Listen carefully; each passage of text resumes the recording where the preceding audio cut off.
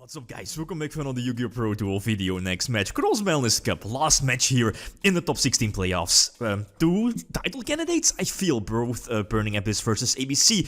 Two decks from 2016 indeed, so pretty much from the same format. So we can't really call this the Cross-Banlist match, I guess. But that happens, right? Especially later in the tournament where most of the time the more recent decks are doing much better. But again, there are some exceptions, as we see here, or saw here in the top 16 breakdown. So the last match, the winner of this one is at least will be the last deck going into the top 8. The first leg is we at ABCs. This wasn't really like the more common ABC build, especially with the Brilliant Fusion first of all, let alone double Garnet. But I like that. I like those spicy things, especially for ABC. Second list, we have Burning Abyss featuring triple Beatrice. Not really sure if this was an OCG list, but again, yeah, triple Beatrice, triple Dante, double Seer, what does it need more? Well, maybe triple Seer, triple Graph, but that's how it is. So which deck has the advantage? Well, it feels kinda iffy. As seen from the votes from, the previous video, is that more people, like 60%, around 60% of the people preferred or saw that Burning Abyss would win this particular matchup over ABC. Okay, like floating, etc.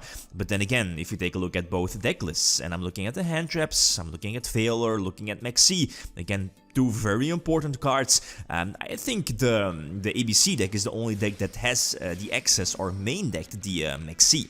I think the only hand trap that PK Fire or this particular Burning Abyss list played was the triple Failure, and Failure is okay or could be okay against something like ABCs, again preventing, let's say, gold or silver gadget from triggering. Anyway, so ABCs was able to get, the head start going first, I think, and yeah, the Maxi was just far too delicious, getting the extra draws. And Twin Twister, not really sure how many copies were there available in the ABC list. I think at least 2, maybe even 3, again a 44 card deck list.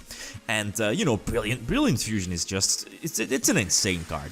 Again, there is a reason why the card is at 1 in the TCG, gives the extra normal summon in the form of your Seraphinites, immediately Foolish Burials, something to the graveyard, preferably Trick Clown, again, accelerating your rank 4 exceeds, here making sure that, using a Rhapsody, getting rid of the opponent's Burning Abyss monsters, the most common and most important Burning Abyss monsters in the graveyard, and then just equipping the Rhapsody. Very flexible here, opening the the extra monster zone needed for ABC Dragon Buster to drag out. And speaking of ABC Dragon Buster, before this matchup I was like, well, maybe ABCs should have the slight advantage if we can compare both deck lists, and I'm looking at Maxi, and both deck lists are running that one copy of Vanity's Emptiness, so it's not that, but Emptiness could be those, as we have seen in the past, those banned cards that could steal games. But speaking of ABC Dragon Buster, is that Fogblade doesn't really hinder ABC Dragon Buster. Buster can just activate the effect,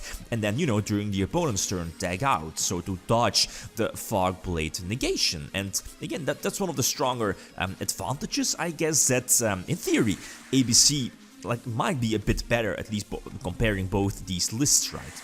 So Twin Twister was quite solid, especially discarding Farfa to banish or force out the ABC Dragon Buster, but quite unfortunate again having the Maxi. And well, this is just the reason why Maxi in the TCG is banned. Again, it baffles me that OCG still has 3 of those pesky insects available or allowed in their metagame. But again, stopping either, the opponent has a choice, stopping and prevent me from getting more pluses from Maxi, or establish his board, going for Dante or whatever, or if he has like the option to go for Beatrice, maybe go for Beatrice, but again, I'm getting like extra pluses from the Maxi, so it's Maxi kinda nuked him game number 1 and game number 2.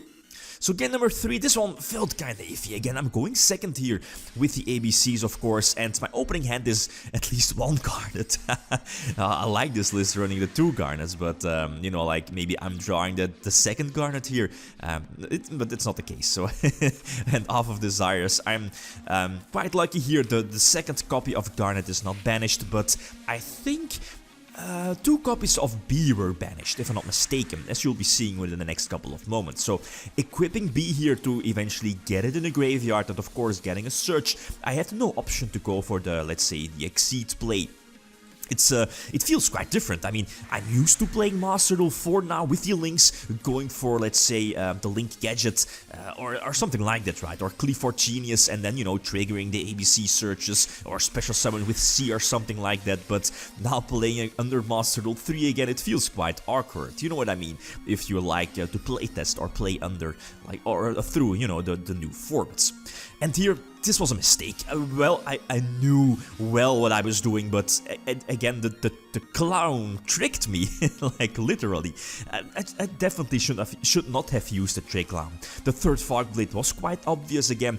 If there, well, what is Burning Abyss going to set? I'm looking at Fog Blade and Twin Twister. That's basically it, and maybe Bluff. But you know, it's either Twin Twister or Emptiness, right? But yeah, those cards will definitely would have been activated much sooner. So it definitely was a third Fog Blade, and I just should have not used the Trick Clown here, you know, leave it in the graveyard and then equip, was it C? To ABC Dragon Buster, and you know, like opening the 3 monster zones needed for ABC Dragon Buster to tag out, and then I probably would have won this one, but now it's going to end up in a stall fest. He can't attack my bigger monsters. The only monster he can attack, I believe, is the Seraphonite indeed. And yeah, now it's just a matter of time. I can't do anything. This particular setup, again, there is, well, maybe Dark Hole? Is this list running Dark Hole? I think so. But even then, right? Oh yeah, okay, yeah, I'm freeing the Buster, but again, as I mentioned before, the 2 other copies of B Buster Break, I believe the name is are banished. So again, I lost my only way of Buster and, you know, getting that banished B back to my side of the field, and you know, that was just a mistake on my part, a crucial mistake again here in the third game. So again, my apologies, but that's, you know, it's like the Trick Clown triggering, you know, that extra plus, very nice, but no, I did know better.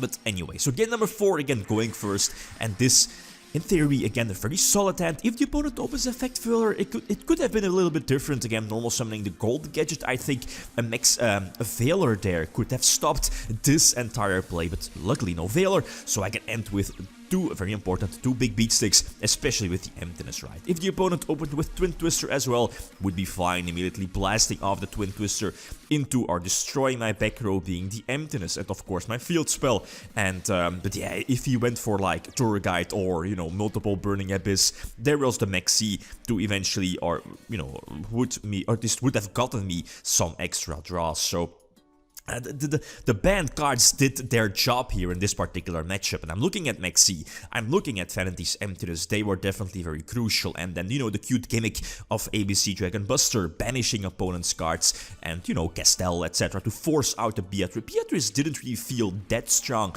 in this particular matchup, but then again, the Maxis did give me some extra pluses, right, in those situations, so it feels quite of an iffy, or it was quite of an iffy matchup, but yeah, I think we have a well-deserved winner, right? So an extra duel, an extra matchup here, going second again, again the Maxi.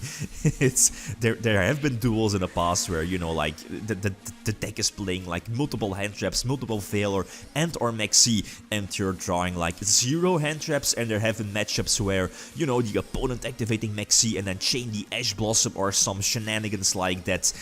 That's the beautiful part, I think, or I feel about this Cross-Banlist Cup. So the Brilliant Fusion, as I mentioned before, is just a ridiculous card going into Seraphonite, and eventually, thanks to Twin Twister as well, opening up indeed the second Buster play, and you know, that's just an easy OTK. But let's face it, it was basically due to the Maxi getting the extra draws again here in this extra duel. Again, didn't really matter, right? It didn't really matter too much, but ABC's is the last deck moving into the top 8, but not to forget the decks on the left, so the losers bracket are still in the tournament. One of those decks can still win, so they'll eventually take on the loser from, you know, the finals from the right, and if they win that, they'll take on the winner from the right side in the grand finals. So it's pretty much the same like last year, right? So no changes about, or, you know, no changes from that. So the next matchup, on the left side here, we have Cliffords versus Totally Awesome Heroes. So 2 quite of different decks, well, decks that definitely want to go first, but again, like always, feel free to leave your prediction. Cliffords from 2014 versus Totally Heroes from 2017. Like always, feel free to leave your predictions. Okay, guys, that's it. Thanks for watching and feel free to leave a comment or like if you enjoyed the video. Lithium signing out. Peace.